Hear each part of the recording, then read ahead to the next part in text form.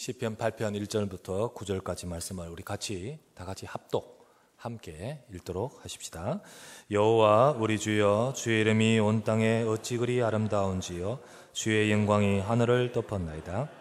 주의 대적으로 말미암아 어린아이들과 젖먹이들의 입으로 권능을 세우시며 이는 원수들과 보복자들을 잠잠하게 하려 하심이니이다. 주의 손가락으로 만드신 주의 하늘과 주께서 베풀어 두신 달과 별들을 내가 보오니 사람이 무엇이기에 주께서 그를 생각하시며 인자가 무엇이기에 주께서 그를 돌보시나이까. 그를 하나님보다 조금 못하게 하시고 영화와 존귀로 관을 씌우셨나이다. 주의 손으로 만드신 것을 다스리게 하시고 만물을 그의 발 아래에 두셨사오니 곧 모든 소와 양과 들짐승이며 공중의 새와 바다의 물고기와 바닷길에 다니는 것이니이다. 여호와 우리 주여, 주의 이름이 온 땅에 어찌 그리 아름다운지요. 아멘.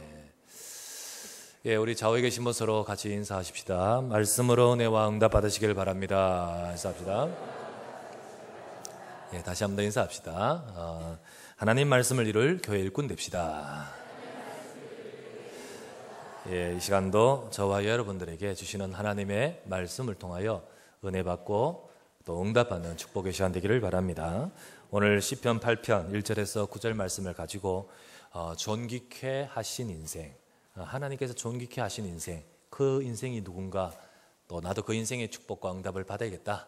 우리가 그 말씀을 우리가 저와 여러분들이 나누는 귀한 시간 되었으면 좋겠습니다.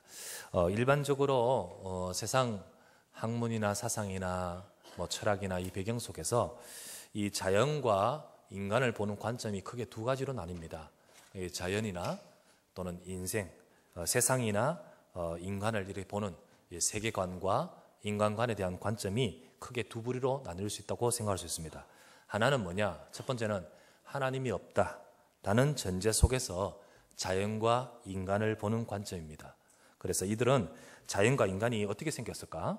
또 어떻게 생겨났고 어떻게 진행되는지 이 물음에 대해서 답은 뭐죠? 발생되어졌다라는 보는 관점입니다. 결국 인간도요, 우연에 의해서 생겨난 하나의 세포 수준이고, 그러다 보니까 이 전체 만물의 한 일부로서 진화해 갈 뿐 더 이상 가치와 더 이상의 목적, 그런 것을 찾을 수가 없는 거죠. 자, 이것을 보통 우리 학교에서 가르치지 않습니까? 우리 학교에서는 이것 두고 가르칩니다. 그러니까 이걸 배우고 이 속에서 인간관과 세상 세계관을 이렇게 정립이 밑바닥에 이렇게 생각 밑바닥에 이렇게 깔려 있게 되죠. 자, 이렇게 학교에 가르치니까요, 결국 인간에 대한 존엄성은 사실 다 떨어진다고 봐야 되는 거예요. 왜냐하면 딱 인간을 무시하라, 인간은 아무것도 아니라 이렇게 말은 안 하지만은 인간 자체를 그렇게 그런 어떤 차원으로 이제 이해하고 또 가지고 있는 거 있죠. 또 다른 하나의 관점은 뭐냐? 하나의 관점은요, 이 세상과 인간은 하나님께서 창조하셨고 또 주관하신다는 것입니다. 그래서 만물은 하나님의 영광을 위하여 창조되었고, 또 인간은, 그 속에 있는 인간은 하나님의 형상을 가진 가치 있는 존재이며, 또 그렇기 때문에 이 세상과 인간을 향한 하나님의 목적과 뜻이 있다는 거죠. 하나님이 창조하실 때 의미 없이 하는 것이 아니라 목적과 뜻이 있기 때문에 하나님이 창조하신 이 창조된 인간은 목적과 뜻이 있다라고 하는 관점입니다. 자, 우리가 이것을 믿는 창조론 혹은 또는 진화론 이런 우리가 여기서 믿음은 빼놓고서라도 여러분 두 가지 중에 어느 것을 배우고 또 어느 가치관을 가진 사람이 과연 세상을 살아가는데 더욱 긍정적일까요? 여러분, 학생이요, 이 생각, 앞에 전반부의 생각을 가진 사람과 내 인생에는 하나님이 주신 가치가 있고 뜻이 있구나, 이걸 가진 사람과 인생이 어쩌다 보니까 그렇다, 열심히 살아야지 하지만은 그런 어떤 배경 속에 있는 사람은 과연 어떤 상황이 될 때 과연 어떤 차이가 있지 않겠습니까? 누가 더 긍정적이 있으며 또 누가 더 자기 인생을 더 귀하게 생각하고 살아가겠습니까? 여러분, 답은 잘 알지 않겠습니까? 그와 같이 오늘날 모든 사람들이 다 이 배경 속에서 살고 있지만은 저와 여러분들이요, 이 시간 이 말씀을 통해서 보는 다윗은 어떠합니까?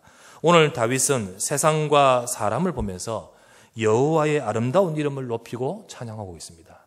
여호와 우리 주여, 주의 이름이 온 땅에 어찌 그리 아름다운지요. 주의 영광이 하늘을 덮었나이다. 3절에 주의 손가락으로 만드신 주의 하늘과 주께서 베풀어 두신 달과 별들을 내가 보오니 라고 말하지 않습니까? 이와 같이 다윗은 세상과 사람을 보면서 여호와의 아름다운 이름을 높이고 찬양하고 있습니다. 자, 세상 일반적인 그 사람들과 보는 눈이 다르다는 거예요. 자, 이 말은 다윗은 창조를 믿었구나. 다윗은 하나님이 창조 주심을 믿은 창조론을 믿는다는 그것을 말하는 것이 아닙니다.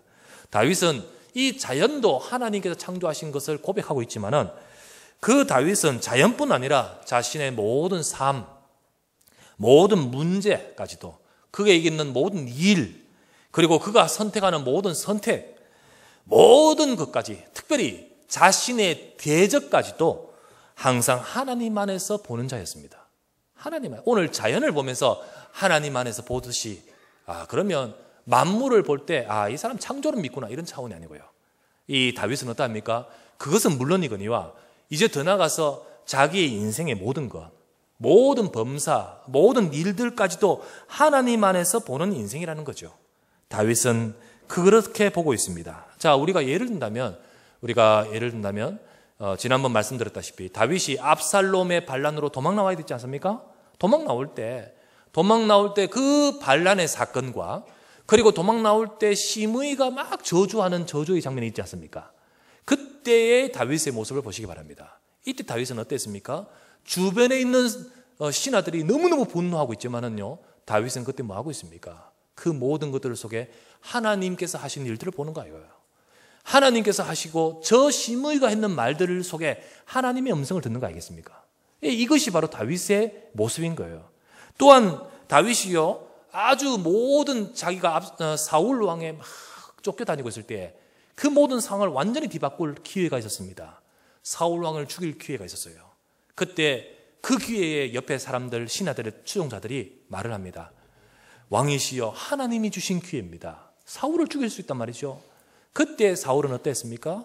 그때 사울은요, 여호와 하나님께서 기름 부어 세우신 자를 내가 어떻게 멸할 수 있느냐, 죽일 수 있느냐, 나는 그럴 수 없다 라고 하면서 그것조차도 하나님 안에서 보고 있지 않습니까? 그것조차도. 이와 같이 그의 다윗의 모습은요, 전부 하나님의 모든 것을, 자연을 보는 뿐만 아니라 우리의 모든 인생에, 우리의 삶의 모든 것을 하나님 안에서 보는 다윗이라는 것을 볼 수 있습니다. 자, 이것이 바로 틀린 거예요. 세상의 모든 사람들이 생각하는 것과 그리고 이 하나님을 알고 하나님 안에서 자기의 인생을 보는 사람의 차이가 있는 거예요. 자, 이것이 바로 응답받는 사람의 모습이라고 할 수 있습니다. 자, 저와 여러분들도 마찬가지로 우리가 살아가면서 많은 일들, 때로는 많은 문제들, 때로는 많은 사건들을 접하고 만나고 하지요. 그런데 그때마다 우리는 과연 어떤 자세로 살아가고 있습니까? 세상에 하나님 없다 하면 그런 생각 속에서 살아가고 있는 모든 사람들, 그런 수준으로 영적인 것은 다 모른 채 오로지 육신적인 관점 속에서만 살아가는 모습과 같지는 않습니까? 아니면 오늘 다윗처럼 모든 것 속에서 하나님을 보며 모든 일들 속에서 하나님을 알고 그리고 하나님 안에서 그 모든 것들을 보며 살아가고 있는 자 아닙니까? 저와 여러분들은 과연 어떠합니까? 오늘 다윗과 같은 중심, 다윗과 같은 생각, 다윗과 같은 그 마음으로 살아가는 인생을 하나님은 귀히 보신 거예요. 그리고 하나님께서는 그 인생을 오늘 제목대로 하나님은 그 인생을 존귀케 하신다는 거예요. 하나님은 귀하게 쓰신다는 거예요. 오늘 4절에서 5절 말씀입니다. 8장 4절에서 5절. 사람이 무엇이기에 주께서 그를 생각하시며 인자가 무엇이기에 주께서 그를 돌보십니까? 그를 하나님보다 조금 못하게 하시고 영화와 존귀로 관을 씌우셨나이다. 이렇게 말하죠. 자, 조금 후에 말씀드리겠지만요. 이 모습은 뭘 말하냐면 하나님께서 우리 인간을 창조하실 때 창세기 1장 27절의 모습입니다. 하나님이 우리를 창조하실 때의 우리의 모습, 하나님께서 사람을 어떻게 창조하셨습니까? 영화와 존귀로 관을 씌우셨습니다. 바로 영화롭게 존귀롭게 창조하셨습니다만은 우리 인생의 이 모든 것들을 다 잃어버리고 이 모든 것들을 다 잃어버렸어요. 다 놓쳐버렸어요. 그러나 오늘 고백하고 있는 다윗은 이 축복을 누리는 인생이었습니다. 하나님이 영화와 존귀로 관을 씌우셨다라고 했던 그 하지만 다 잃어버린 그 축복을 예수 그리스도의 복음 안에서 다윗은 회복하고 누렸던 인생이라는 거예요. 하나님이 인간을 존귀케 만드셨는데 그 축복을, 그 약속을 잃어버렸지만 이 축복을 진짜 회복하고 실제로 누린 자가 다윗이었다는 거예요. 하나님은 다윗을 존귀케 하겠다 하셨습니다. 그리고 존귀케 만들겠다 하셨습니다. 자, 성경을 보시겠습니다. 역대상, 성경 역대상 17장 8절입니다. 성경을 우리가 좀 찾아보십시다. 이거는 역대상 17장 8절. 구약 성경 시편 앞쪽으로 좀 가시다 보면 637페이지입니다. 637페이지. 역대상 17장 8절. 자, 우리 한 절을 같이 우리 읽도록 하겠습니다. 시작. 내가 어디로 가든지 내가 너와 함께 있어 내 모든 대적을 네 앞에서 멸하였은즉 세상에서 존귀한 자들의 이름 같은 이름을 내게 만들어 주리라. 하나님이 지금 다윗에게 하시는 말씀이에요. 뭐라고 하셨습니까? 네가 어디로 가든지 나는 너와 함께 있겠고 네 모든 대적을 멸하고 세상에서 존귀한 자들의 이름 같은 이름을 내게 만들어 주리라. 하나님이 다윗에게 약속하신 거예요. 하나님, 네 인생을 존귀케 만들어 주겠다는 거죠. 너는 존귀케 된 인생으로 하나님께서 그렇게 하시겠다는 거예요. 내가 너와 함께 하겠고 내 인생 속에 역사하면서 너 이름을 존귀케 만들어 줄 것이다. 하나님이 그렇게 하시겠다 하셨는데 과연 그렇게 되셨나요? 예, 하나님은 그렇게 다윗의 인생 속에 역사하셨습니다. 자, 역대상입니다. 역대상 제일 마지막 장을 보십시다. 29장입니다. 역대상 마지막 장 29장 28절을 보십시다. 28절을 같이 읽겠습니다. 시작. 그가 나이 많아 넓도록 부하고 존귀를 누리다가 죽음에 그의 아들 솔로몬이 대신하여 왕이 되니라. 하나님께서 말씀하신 대로 그가 나이 많아 넓도록, 그가 누굽니까? 다윗입니다. 다윗이 넓도록 부하고 존귀를 누리다가 그의 일생 전체 하나님이 약속하신 대로 그의 인생은 존귀한 인생이었습니다. 그리고 그뿐만 아니라 그의 후손까지도요. 우리가 조금 전에 보았던 역대상 17장에 하나님께서 말씀하신 대로 네가 어디로 가든지 내가 너와 함께 있겠고 네 대적을 멸하겠고 그리고 네 이름을 존귀한 자들의 이름과 같이 네를 만들어 줄 것이다. 말씀하시고 하신 말씀이 뭡니까? 그 이어서 뿐만 아니라 너와 네 집을 복을 주어서 네 아들이 위를 잇겠고 왕위를 잇겠고 그리고 자자손손 하나님의 축복하심이 함께 하겠다고 하셨습니다. 그 말씀을 주신 그대로 오늘 다윗의 마지막 인생 숨 거둘 때 29장 28절에 뭐라고 되어 있습니까? 그는 존귀한 인생을 살았던 것을 보게 됩니다. 그것이 바로 다윗의 인생 속에 하나님이 주신 축복임을 보게 됩니다. 여러분과 저는 오늘 이 시간에 이 말씀을 통해서 하나님이 다윗을 왜 그렇게 존귀케 하셨고 하나님이 왜 그렇게 하나님이 다윗의 그 인생을 축복하셨으며 그뿐만 아니라 그의 집과 그의 모든 일들까지 그렇게 하셨을까? 여러분과 저는요 오늘 이 말씀을 시편의 8편의 말씀을 다윗이 가지고 있는 중요한 그 내면을 들여다보면서 오늘 저와 여러분들도 하나님이 주시는 존귀한 축복을 받기를 바랍니다. 그런 응답을 받을 수 있는 저와 여러분 되기 위해서 오늘 시편 8편을 우리 깊이 따져보려고 합니다. 자, 그러면 첫 번째, 다윗이 우리도 어떻게 하면 다윗과 같은 존귀한 인생으로의 축복을 누릴 수 있을까요? 첫 번째입니다. 다윗은요 인생이 무엇인지를 제대로 아는 거예요. 인생이 무엇인지를 제대로 아는 다윗입니다. 자, 오늘 4절에서 5절 말씀에 하나님이 창조하시는 가운데 4절에서 5절 사람이 무엇이기에 주께서 그를 생각하시며 인자가 무엇이기에 주께서 그를 돌보시나이까? 사람이 무엇입니까? 그러면서 이어서 말합니다. 그를 하나님보다 조금 못하게 하시고 영화와 존귀로 관을 씌우셨나이다. 자, 이 배경이 뭐죠? 창세기 1장 27절입니다. 하나님께서 사람을 만드실 때 하나님께서 자기 형상을 따라 만드셨다 했습니다. 그래서 인생을 하나님이 창조하시되 우리 인간을요 하나님의 형상을 따라, 그래서 하나님보다 조금 못하게 하셨다. 이 말은요 이야 우리가 대단하구나 아니면 하나님 별거 아니네 이런 차원의 말이 아니에요. 우리가 하나님하고 거의 비긴다 이 말이 아니죠. 우리 인생이 하나님을 닮았다는 거예요. 영화와 존귀로 관을 씌우실 만큼 우리 하나님의 형상으로 창조했던 거예요. 그래서 우리 인생은 하나님을 닮은 존재로, 그리고 하나님이 어마어마하게 그렇게 영광스럽게 한마디 표현하기를 하나님보다 조금 못하게 조금 못하다 표현할 만큼 영화와 존귀로 우리를 창조하셨던 거예요. 창세기 1장 27절에 그렇게 나오죠. 그리고는 창세기 2장 7절에 뭐라고 되어 있습니까? 우리를 만드시고 그 코에 생기를 불어넣으시니 우리는 뭐가 돼요? 생명이 된지라. 우리가 영적 존재, 하나님을 닮은 존재, 영적인 존재입니다. 하나님은 인간을 이렇게 창조하셨습니다. 하나님보다 조금 못하다 표현할 만큼 그렇게 이 영광, 이 황송스러운 이 표현이 있을 만큼 하나님은 우리를 하나님의 영광 속에서 형상으로 창조하셨습니다. 그렇지만 이 모든 어마어마한 영광과 그리고 존귀는요, 우리 인간이 하나님 안에 있을 때만이 우리에게 효력이 있는 겁니다. 우리가 하나님 안에 있어야 되는 거예요. 자, 우리가 복음 전할 때 잘 말하는 말대로요, 물고기는 어디에? 물속에. 나무는 어디에? 땅에 있어야 됩니다. 물고기 물 떠나면 안 되고 나무가 땅을 벗어나면 안 되듯이 인간은 하나님 안에 있어야 된다는 거예요. 인간은 하나님 안에 있어야 되고, 그 말은 하나님 안에 있다는 말은 하나님의 다스리심, 하나님의 말씀, 하나님의 은혜 안에 있어야 된다는 거예요. 우리를 창조하신 하나님은 우리 하나님 안에서 그 영광과 그 축복 속에서 우리가 있게 하셨습니다. 그러나 아시다시피 우리 인생은요, 창세기 3장에서 인간은 이 하나님의 말씀, 하나님의 은혜를 붙들지를 못했어요. 그 모든 것들을 떠나버렸단 말이에요. 자, 창세기 3장 1절에부터 마귀가 인간을 유혹하죠. 마귀의 말을 들었습니다. 자, 창세기 3장 1절에 뭡니까? 여기에 뱀이 나타나서 하와에게 말합니다. 참 이게요, 뱀이 나타나서 사단이 뱀 속에 들어가서 하와에게 말할 때 뭐라고 하죠? 선악과 이야기를 꺼내지 않죠. 선악과 이야기를 꺼내지 않죠. 창세기 3장 1절에 뭐라 하죠? 하나님이 동산에 있는 모든 나무의 실과를 먹지 말라 하더냐. 의도를 숨기는 거예요.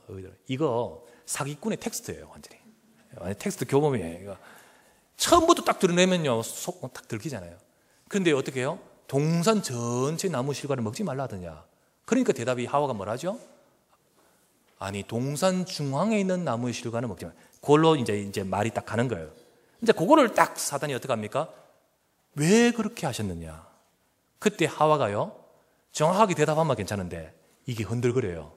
이 대답이 시원찮단 말이죠. 뭐라 대답하죠? 하나님이 그것을 먹는 날에는 죽을까 하노라. 옳거니 사단이 딱 말합니다. 그때 사단이 했는 말이 뭡니까? 창세기 3장 4절입니다. 너희가 결코 죽지 아니하리라. 너희가 결코 죽지 아니하리라. 5절에 뭐랍니까? 너희가 그것을 먹는 날에는 너희 눈이 밝아져 하나님과 같이 될 줄을 하나님이 아심이니라. 그래서 너희를 속이고, 그래서 하나님이 너희를 감추었다는 거예요. 이걸 감춰도. 그 말을, 하나님의 말씀의 반대말이죠. 그 말을 듣고 나서 에이 이렇게 해야 되는데 이 말을 더 신뢰하는 거죠. 그리고 나서 6절에 뭡니까? 그 말을 듣고 그 나무를 본즉 먹음직도 하고 보암직도 하고 역시 지혜롭게 할 만큼 탐스럽게 보인지라. 자, 이것은 단순한 행동이 아니에요. 그래서 선악과 실과를 따먹었잖아요. 이건 단순한 행동이 아니에요. 어떤 사람 말합니다. 하나님 너무하시지. 어떻게 그런 인식할까? 그 나무 과일 하나 따먹었다고. 그거 뭐 그렇게. 이거는요, 그런 말이 아니죠. 그런 말이 아닙니다. 이것은요, 사람들이 잘 몰라요. 이 말은 뭡니까? 우리가 하나님의 말씀 안에 거해야 될 인생이, 하나님의 말씀을 신뢰하지 않고 믿지 않고 마귀의 말을 따라, 그리고 따라가면서 결국 범죄하는 거예요. 범죄. 이게 바로 죄입니다. 이것을 사람들이 잘 몰라요. 아담과 하와도 몰라요. 아담에게 물었습니다. 아담아, 네가 왜 이렇게 했느냐? 뭐라 했죠? 저 하와가요. 하와가, 하나님이 주신 저 하와가 내게 그렇게 했습니다. 하와야, 너는 왜 이렇게 했느냐? 뭐라 했죠? 저 뱀이 나에게 그렇게 말했었습니다.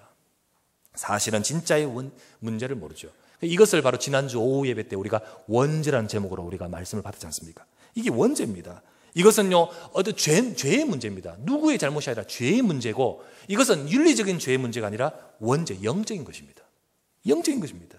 그래서 성경 요한복음 8장 44절에 우리 인생을 뭐라고 합니까? 너희는 너희 아비 마귀에게서 났으니 너희 아비 마귀의 욕심을 너희도 행하고자 하느니라. 저는 처음부터 거짓말장이에요. 거짓의 아비라. 그 말을, 그 욕심을 너희도 행하고자 하느니라. 요한일서 3장 8절에 뭐라 되어 있습니까? 전반부에 죄를 짓는 자는 마귀에게 속하나니, 사실 그 죄는 마귀가 처음부터 범죄합니다. 그 죄를 따라 인간은 범죄하고 마귀에게 속했나니, 그래서 에베소서 2장 1절에 뭐라 되어 있습니까? 그 죄로, 너희 그 허물과 죄로 너희는 죽었다.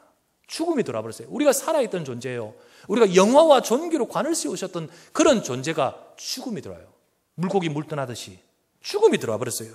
그러니까 에베소서 2장 2절에 뭐라 되어 있습니까? 하나님을 떠나 우리가 마귀에게 잡혀 죄에 잡혀 죽음 아래 있는 인생을 향하여 에베소서 2장 2절에 너희가 이 세상의 풍속을 따라 공중의 권세 잡은 자를 따랐으니 곧 지금 하나님 떠나 있는 불순종의 아들들 가운데서 역사하고 있는 영을 따르고 있다는 거예요. 이게 우리 인생의 모습이라는 거예요. 인생의 모습. 에베소서 2장 3절에 그 뒤를 이어 뭐라 합니까?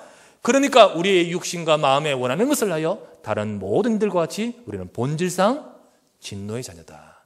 인생에게 문제가 오는 이유가 있는 거예요. 저주와 재앙 아래 있는 이유가 있는 거예요. 인간이 어렵고 고통당하는 이유가 있는 거예요. 인간이 죄를 범한 후 영화와 존귀의 모습을 다 잃어버리고 비참한 상태로 전락하게 되어버린 겁니다.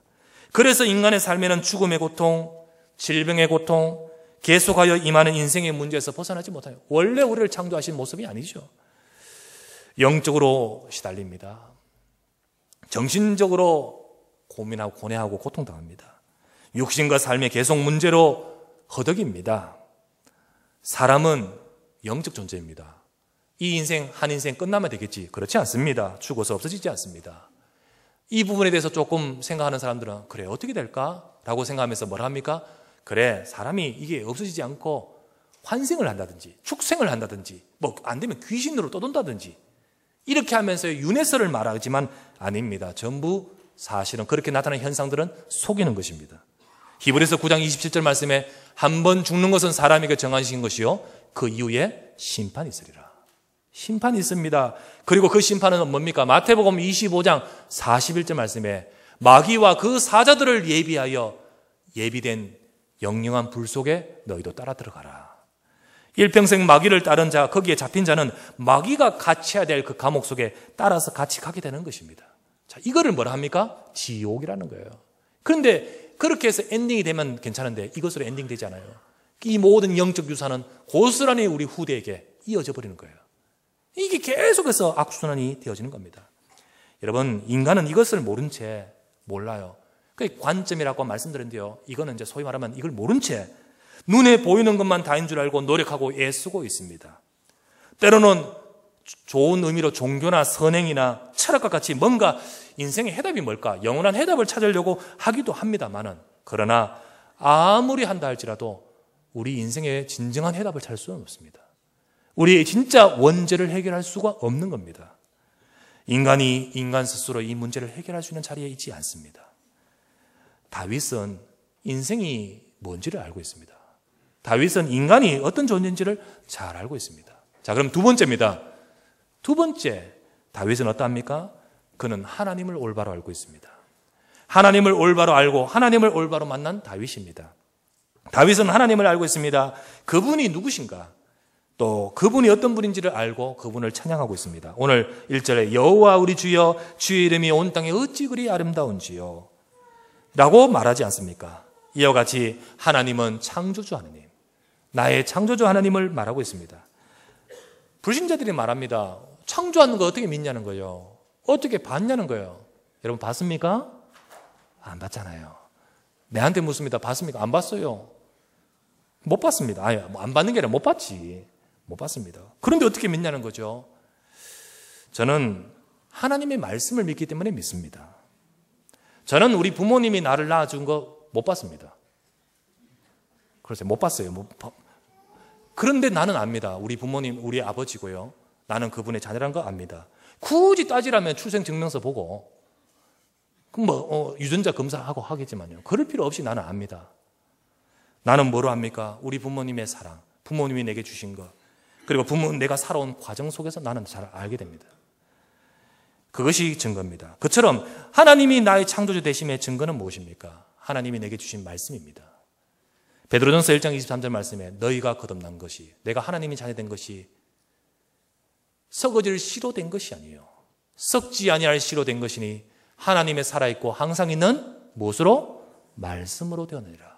하나님 말씀 받는 순간에 나의 인생은 변했습니다. 하나님 말씀 받는 순간에 내 인생 속에 생명이 임했습니다. 내가 하나님의 자녀됨을 알게 되었습니다.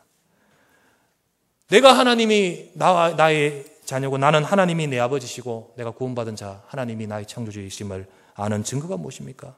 그동안 내게 주신 하나님의 은혜입니다. 에베소서 2장 8절 말씀에 너희가 그 은혜를 인하여 믿음으로 말미암아 구원을 받았나니. 예, 하나님의 은혜입니다. 내게 주신 하나님의 은혜. 하나님의 은혜가 아니면 이 자리에 있을 수 없습니다. 여러분과 제게 주신 은혜입니다. 또 무엇으로 압니까? 내가 지금까지 살아온 과정 속에서 하나님이 주신 증거입니다. 그 증거를 통하여 하나님이 나와 함께 하셨고 나를 떠나지 않으시고 함께 하셨습니다. 여호수아 1장 5절 말씀에 기록하기를 내가 모세와 함께 있던 것 같이 너희와 함께 있을 것임이라. 내가 너를 떠나지 아니하고 버리지 아니하리라. 여러분, 이건 여호수아에게 주신 말씀입니다. 내가 모세하고 함께 있던 것처럼 너와 함께 하겠다. 나도 하듯이 모세와 함께 계신 하나님은 나와 함께 하실 줄 믿습니다. 이 성경의 아브라함, 다윗, 그리고 바울과 함께 하셨던 그 하나님은 지금 너와 함께 하겠다는 거예요. 내 인생 속에 나를 떠나지 않으시고 버리지 않으시고 함께 하신 하나님. 저는 그 모든 삶 속에서 순간순간마다 그걸 확인합니다. 그것이 바로 내 인생에 본다는 것이 아니고요, 확인하고 있습니다. 그런데 이 하나님을 사실은 처음부터 내가 찾은 것이 아니고요, 하나님께서 제 인생에, 우리 인생에 찾아오셨습니다. 그것이 바로 그리스도이십니다. 죄와 사단에게 잡혀 죽었던 우리 인간은 죽었다 했지 않습니까? 우리 인간의 모습 자체가 죽었던 인간. 우리 인간이 스스로 하나님을 만날 수가 없고 또 이렇게 답도 찾을 수 없는 우리 인간이므로 하나님은 우리에게 우리 인생의 문제를 해결하시고자 내게 찾아오시되 그리스도로 오셔서 죄와 사단에게 잡혀있는 그 권세를 깨뜨리셨습니다. 우리를 하나님 만날 수 있도록 해방시키고 하나님께로 인도하여 주셨습니다. 길을 열어주시단 말이에요. 그래서 내가 예수 그리스도의 복음을 아는 순간 우리 인생 속에 하나님이 임하시는 줄 믿습니다. 내가 그리스도의 복음을 믿는 순간 하나님이 내 인생 속에 임하는 거예요. 여호와 우리 주의 이름이 온 땅에 어찌 그리 아름다운지요. 주의 손가락으로 만드신 하늘, 그렇게 창조하신 그 하나님이 내 인생 속에 오시는 줄 믿습니다. 요한복음 14장 6절 말씀에 내가 곧 길이요 진리요 생명이니 나로 말미암지 않고는 이 하나님 아버지를 만날 수 없느니라. 그래서 아무리 하나님을 외쳐도요, 그리스도의 복음 없으면 하나님 아닙니다. 하나님 모릅니다. 하나님 만날 수 있는 우리 인생이 아닙니다. 다윗은 이걸 알고 있습니다. 다윗은 그리스도를 알고 있습니다. 시편을 보고 성경을 보고 또 모든 것을 보면요, 다윗은 분명히 그리스도의 약속을 붙들고 있습니다. 그 붙들고 있는 가운데 그 인생 속에 임하신 하나님의 은혜를 알고 있는 거예요. 마태복음 1장 1절 말씀에 뭡니까? 아브라함과 다윗의 자손 예수 그리스도의 족보라. 이와 같이 분명히 그 언약 속에서 하나님이 내실어 주실 그리스도의 약속을 붙들고 있습니다. 그와 같이 다윗처럼 내가 이 시간 이 자리에 있는 저와 여러분들이 예수 그리스도의 약속을 붙들면 되는 거예요.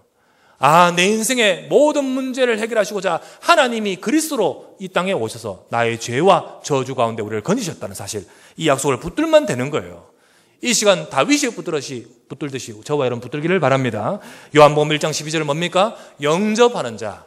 영접하는 자.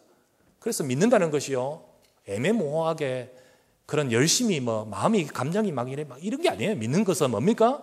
예수 그리스도의 복음을 정확하게 알고 영접하는 자. 영접하는 자, 그 이름을 믿는 자들에게는 하나님의 자녀되는 권세를 주셨으니 바로 이 다윗이 붙들듯이 여러분과 제가요, 그리스도 예수를 붙들기를 바랍니다. 그리스도가 누구십니까? 마태복음 16장 16절 주는 그리스도시요 살아계신 하나님의 아들이시니이다. 내 인생의 모든 문제를 해결하신 그리스도 예수님 내가 붙들고 영접하는 순간 그 예수 그리스도께서 죄와 사단을 멸하시고 하나님 만나는 길을 여신 그 축복이 오늘 저와 여러분에게 임하시는 줄 믿습니다. 다윗은요, 이 약속을 붙들고 있었어요. 인생이 뭐냐? 사실 아무것도 아니에요. 진짜 연약한 인생. 그런 인생에게 하나님께서는요, 이 약속을 주셨습니다. 이거를 다윗이 다 알고 있는 거예요. 오늘 세례받는 분들 이 약속을 굳게 붙들기를 주 이름으로 부탁합니다. 예, 세 번째입니다. 세 번째, 이걸 또 깊이 알아야 돼요. 세 번째, 어떻게 해서 다윗이 그렇게 존귀케 하시는 하나님이 그렇게 인생을 그렇게 축복하셨을까? 그뿐만 아니라 그의 집도, 그의 인생 전체를. 우리도 그 축복 받고 싶습니다. 그렇죠? 하나님이 너를 존귀케 하시겠다. 존귀한 이름 만들겠다. 하나님, 그 축복 받고 싶습니다. 그런데요, 저와 여러분이 그 축복의 자리에 있습니다. 왜? 우리가요, 인간이 어떤 존재인지를 알잖아요. 두 번째요, 예수가 그리스도이심을 알잖아요. 세 번째가 중요합니다. 세 번째. 이 세 번째 중요해요. 세 번째, 다윗은요, 모든 부분에 하나님을 제1로 살아가는 인생입니다. 모든 부분에 있어서 하나님을 제1로 살아가는 인생. 시편 8편 1절의 고백을 보시기 바랍니다. 여호와 우리 주여, 주의 이름이 온 땅에 어찌 그리 아름다운지요. 이 다윗의 고백입니다. 다윗은 왕이 아닙니까? 왕입니다. 왕은요, 좋은 것 다 가집니다. 좋은 것, 우리보다 좋은 것 더 많이 가지고 있고 누리고 있고 향유할 수 있습니다.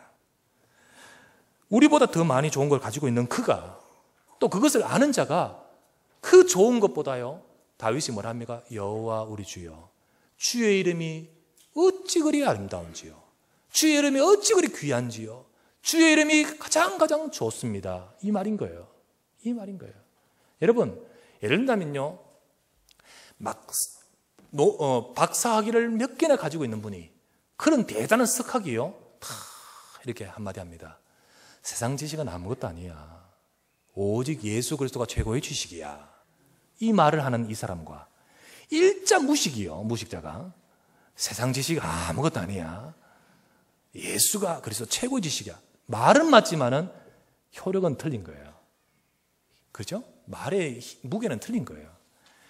지금 다윗이 하는 말은요, 그리스도 하나님이 최고로 귀하다. 이 말은요, 저와 여러분들보다 진짜 더 좋은 것을 가지고 있는, 누리고 있는 그가 그것하고 비교할 수 없다. 하나님은 그거와 비교할 수 없다라고 말하는 겁니다. 그는 이렇게 고백합니다. 여호와 우리 주여, 주의 이름이 온 땅에 어찌 그리 아름다운지요. 다윗은 늘 이 중심으로 살아갔습니다. 다윗은 이것이 시이기 때문에 시에서만 이렇게 고백하는 것이 아니라 다윗은 늘 이 같은 중심으로 살아갔고, 그래서 하나님 제1로 살아갔습니다. 그런 그를 하나님은 높이셨습니다. 그런 그를 하나님은 존귀한 인생 되게 하셨습니다. 우리 아까 봤던 역대상 17장 8절에 네가 어디로 가든지 내가 너와 함께 있겠고 네 모든 대적을 네 앞에서 멸하였고 그리고 세상에서 존귀한 자 이름을 네게 만들어 줄 것이다 라고 했지요. 이 말을 할 때 언제 이 말씀을 하셨는지 아십니까? 역대상 17장 8절의 말씀 언제 하셨을까요? 그 앞에 보면 알겠죠. 역대상 17장의 1절에 보면 나옵니다. 1절에 보면요, 다윗이 왕으로서 왕궁에 탁 있다가 이렇게 고백합니다. 나는 백향목궁에 거하는데 여호와의 언약궤는 휘장 가운데 있도다. 나는 지금 백향목궁에 거한다. 왕이니까 당연히 거하는 건 맞죠. 그러면 당연하다고 생각하지는데 당연하다고 생각 안 하는 거예요. 나는 지금 백향목궁에 거하는데 여호와의 언약궤는 휘장 가운데 있도다. 여호와 하나님, 최고의 하나님, 그 나의 하나님이, 그 하나님의 말씀, 그 하나님의 말씀이 저 있는 곳이 휘장, 천막 가운데 있도다. 어떻게 하면 좋을까? 이런 중심을 다 가지고 있으면서 나단 선지자에게 말합니다. 이 말을 딱 할 때 나단 선지자가 듣고는요, 2절 말씀에 왕의 심중에 있는 대로 행하시옵소서. 그 말은 뭡니까? 성전을 짓고자 하는 마음. 그때 나단 선지자가 딱 돌아오는데요, 하나님이 나단 선지자에게 말씀을 주십니다. 하나님이 곧바로 나단 선지자에게 말씀을 주시면서요, 나단에게요, 다윗에게 가서 말하는 거예요. 다윗이 그 고백을 할 때 하나님이 그 말에 얼마나 감격하시고 감동하셨는지요. 나단 선지자 곧바로 보내면서 이 말을 하는 거예요. 뭐라고 했죠? 17장 8절 말씀에 내가 너를 존귀하게 만들어 줄 것이라는 거예요. 내 인생을 존귀하게 만들어 주겠다는 이 말이 바로 거기서 나오는 거예요. 이 말에 하나님이 얼마나 그 이 고백 속에 감격하시는지를 몰라요. 표현하자면 이게 바로 그런 의미인 겁니다. 그리고 나서 하나님께서는요, 다윗의 네 인생을 존귀하게 만들 것이며 네 자녀, 너희 집을 복을 주사 그 위를 영원히 잊지 않도록 내가 너와 함께 할 것이다 라고 말씀하시는 것이 17장 8절 그 뒷부분입니다. 자, 왜 하나님이 그렇게 하셨습니까? 다윗의 17장 1절 나는 백향목궁에 거하거늘 여호와의 언약궤는 성전 휘장에 있도다, 이 말에 그 중심을 우리가 면밀히 한번 보시기 바랍니다. 그게 뭡니까? 오늘 18장 1절의 고백인 거예요. 주님이 최고라는 거예요. 여호와여, 여호와의 이름이 온 땅에 어찌 그리 아름다운지요. 여러분과 제게 있어서 하나님은 어떤 분이십니까? 여러분과 제게 있어서 정말 그리스도는 어떤 분이십니까? 이것을 우리가 봐야 돼요.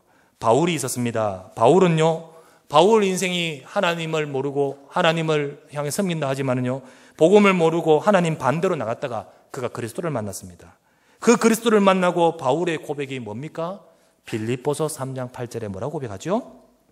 내가 가지고 있는 배경, 지식, 많은 모든 것들을 내가 다 배설물로 여기고 해로 여길 뿐더러 내 주 그리스도 예수를 아는 지식이 가장 고상하기 때문이라.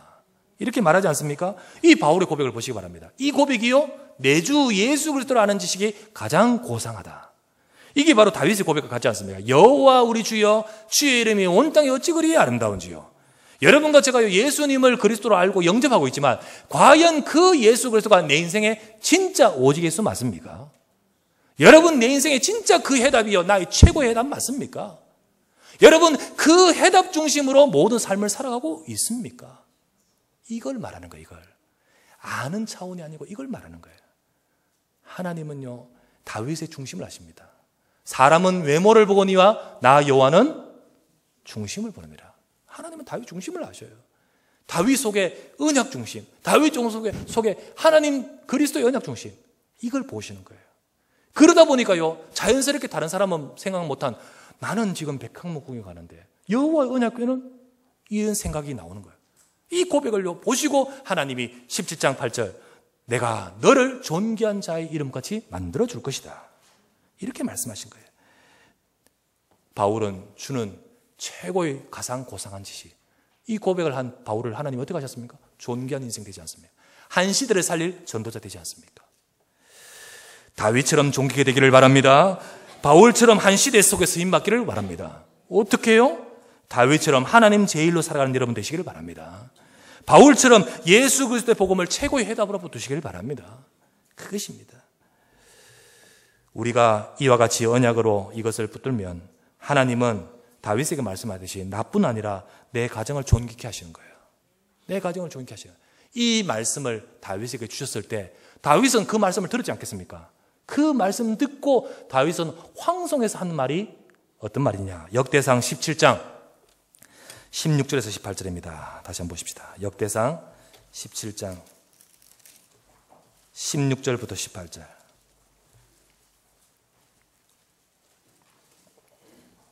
(16절부터 18절) 같이 합독합시다. 시작. 다윗 왕이 여호와 앞에 들어가 앉아서 이르되, 여호와 하나님이여, 나는 누구이며 내 집은 무엇이기에 나에게 이에 이르게 하셨나이까?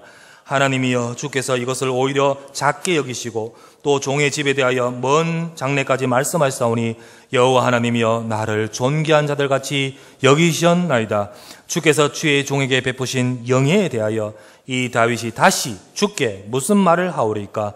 주께서는 주의 종을 아시나이다. 19절을 다시 봅니다. 가만히 두시기 바랍니다. 여기 보면요, 뭐라고 합니까? 하나님, 내가 무엇이기에 이 복을 주십니까? 나단 선지자가 와서 했는 그 말을 듣고요, 황송해가지고요, 주께서 나의 뿐만 아니라 내 집에 이렇게 존귀한 축복을 주시니 내가 이제 더 이상 무슨 말을 하오리까? 그러면서 19절을 말합니다. 뭐라고 하죠? 여호와여, 주께서, 같이 봅시다. 여호와여, 주께서 주의 종을 위하여 주의 뜻대로 이 모든 큰 일을 행하사 이 모든 큰 일을 알게 하셨나이다. 하나님은 다윗을 존귀케 하시고 뿐만 아니라 다윗의 집을 존귀케 하사 그 축복을 받은 다윗을 통하여 하시고자 하신 일이 있는 거예요. 내뿐만 아니라 우리가요, 오늘 다윗처럼요, 정말 우리 인생은 어떤 자입니까? 하나님의 은혜가 필요합니다. 우리 인생은요, 하나님 없이 하나님 떠나는 인생, 이 인생 속에 하나님의 주신 답이 필요합니다. 그 해답을 우리는 예수는 그리스도 붙들고 있습니다. 이 그리스도의 약속을 저와 여러분들이 최고로 붙들고 살아가시길 바랍니다. 최고의 고상한 지식이라고 고백했던 바울처럼 여호와 우리 주의 주 이름이 어찌 그리 온 땅에 아름다운지요, 이 언약을 붙들고 하시길 바랍니다. 그것 속에서 다윗은 모든 생각이 나오는 거예요. 아까 시므이도 나오고요, 그리고요 사울왕 죽이는 것도 그것도 나오고요, 또 뭡니까? 오늘 성전이 나오지 않습니까? 모든 삶 속에서 하나님 중심으로 보지 않습니까? 그런 그를 그 중심 속에서 하나님은 나단 선지자를 보내 뭐라 하죠? 내가 너를 존귀케 하시리라. 존귀게 된 그를 통하여 하나님께서 어떻게 하신다고요? 큰 일을 이루신다는 거예요. 큰 일을 행하신다는 거예요. 저는 우리 성도가, 우리 성도님들이 하나님께 귀히 쓰임받는 축복된 인생이 되기를 소망합니다. 정말 여러분 한 가정 한 가정 이 자리에 저와 만나고 우리가 보고만 있는 우리 여러분들, 하나님께서 여러분들을 부르신데 여러분 인생 속에 존귀케 하셔서 정말 다윗의 집에 허락하셨던 그 축복이 우리 중직자들, 우리 장로님들 존귀케 되는 인생 되기를 바랍니다. 우리 산업인들 하나님께서 쓰시는 산업들, 세상에 하나님 없다 하는 그런 면에서 노력하고 약육강식, 그죠? 적자생존, 이 세상 아닙니까? 그 속에서 하나님 없다 생각하고 그렇게 살아가면서 발버둥 치면서 살아가는, 내 힘으로 살아가는 인생 아니라 하나님을 알고 하나님 앞에서 다윗의 고백과 같이 그 고백을 하는 여러분과 제가 하나님이 존귀케 하심 속에서 하나님이 하시고자 하신 큰 일을 이루는 데 쓰임받는 그런 산업인 되기를 바랍니다. 그래서 여러분의 산업을 축복하사 세계복음화 속에 넉넉히 귀하게 쓰임받는 그런 축복이 하나님 우리 장로님들, 우리 산업인들, 우리 중자들, 우리 성도님들 속에 있기를 소망합니다. 전동운동 위에 하나님께 귀히 존귀하게 쓰임받는, 바울을 한 시대에 귀하게 쓰임받듯이 우리 중자들 하나님이 이 시대에 귀하게 쓰임받고 우리 자녀들 렘넌트들이 하나님이 그들의 인생 스케줄 속에서 존귀케 쓰임받는 그런 축복이 있어야 될 줄 믿습니다.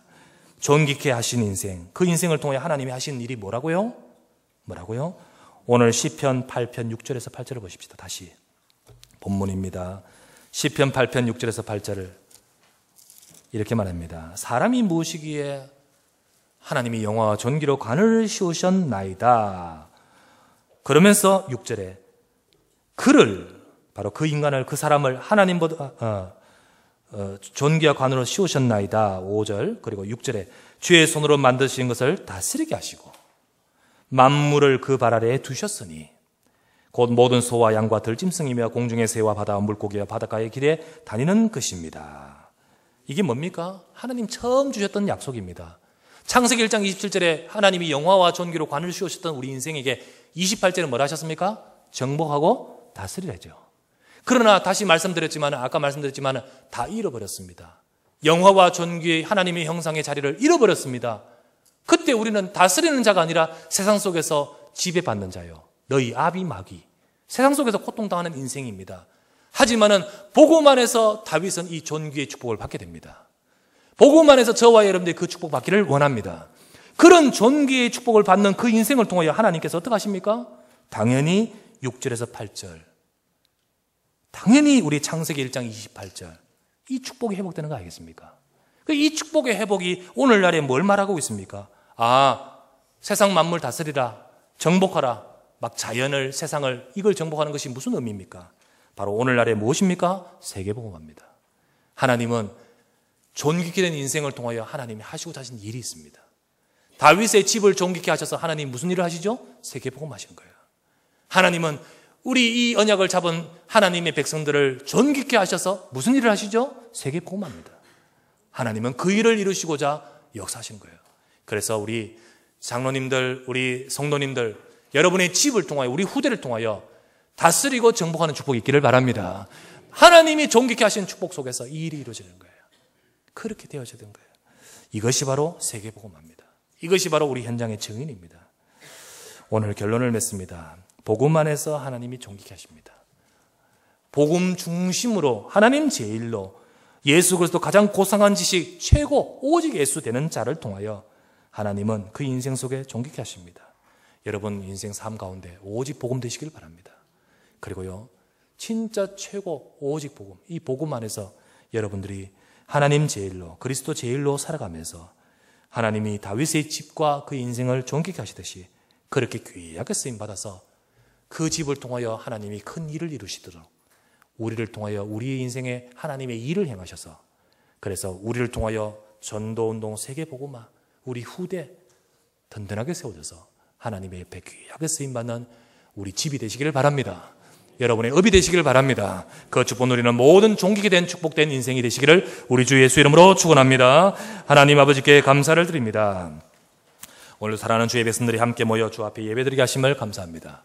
하나님, 다윗을 보았습니다. 다윗을 존귀케 하셨다 했습니다. 존귀한 이름을 주었고 그의 평생에 존귀케 된 축복을 누리면서 하나님이 하시고자 하신 일을 이루셨습니다. 하나님, 우리의 이 시간 이 자리에 있는 모든 성도와 주의 백성들 위해 이 축복으로 함께하여 주시옵소서. 다윗이 붙들었던 언약을 붙들고 다윗이 살았던 그 중심으로 살아가면서 우리가 오직 예수로 살아가는 인생이 되기를 원합니다. 우리가 오직 하나님이 하시는 그 언약을 잡고 살아가는 인생 되기를 원합니다. 우리의 모든 삶에 복음이 적용되어지고 우리의 모든 삶에 그리스도가 적용되어서 하나님의 언약 속에서 믿음으로 살아가는 삶이 되도록 인도하여 주시옵소서. 하나님이 존귀케 하신 다윗의 집에 주셨던 축복이 우리의 성도들과 우리의 렘넌트들과 우리의 모든 중자들과 우리의 모든 백성들 위해 임하게 하사 저들의 집을 축복하시고 저들의 후손을 축복하시고 저들의 삶을 축복하여 주시옵소서. 그래서 하나님이 하시고자 하신 일을 이루게 하사 땅까지 이르러 복음의 증인되도록 세계복음화 쓰임받도록 축복하실 줄 믿습니다. 우리 구주 예수 그리스도의 이름으로 간절히 기도드리옵나이다. 아멘.